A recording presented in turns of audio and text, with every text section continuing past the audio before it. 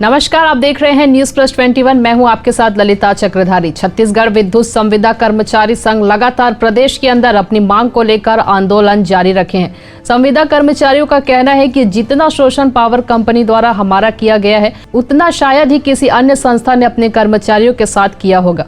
विद्युत संविदा कर्मचारियों की मांग है कि पावर कंपनी में कार्यरत समस्त विद्युत संविदा कर्मचारियों को लाइन परिचारक के रिक्त पदों पर नियमित करा दिया जाए। संविदा कर्मचारियों का कहना है कि नियमित कर्मचारियों को उनके कार्य के बदले उचित वेतनमान व पर्याप्त सुविधाएं मुहैया कराई जाती है, किंतु विद्युत कंपनी में कार्यरत विद्युत संविदा कर्मचारियों से नियमित कर्मचारियों के समान ही कार्य लिया जाता है।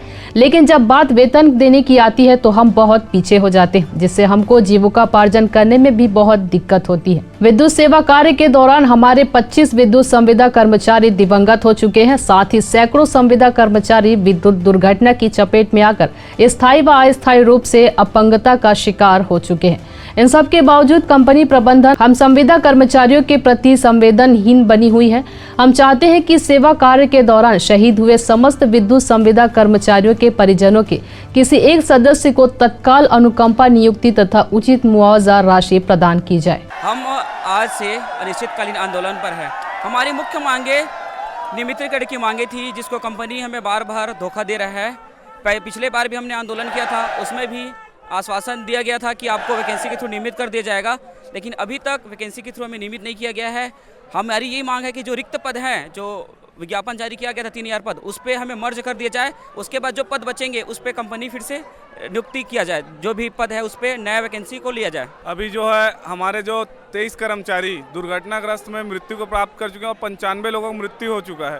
तो हम चाहते हैं कि जो मृत्युग्रस्त कर्मचारी उनके परिजन को अनुकंपा नियुक्ति दिया जाए, क्योंकि उनकी मौत अत्यंत दयनीय है तथा उनके परिवार अभी असहाय हो गए हैं, जिसकी वजह से उनको आर्थिक सहायता के साथ साथ अनुकंपा नियुक्ति की आवश्यकता है। और जो दुर्घटनाग्रस्त व्यक्ति हैं उनको तत्काल रूप से उचित मुआवजा 15 लाख की राशि दिया जाए। मेरा नाम अमित कुमार है, मैं कार्यकारिणी सदस्य हूँ छत्तीसगढ़ संविदा कर्मचारी संघ का।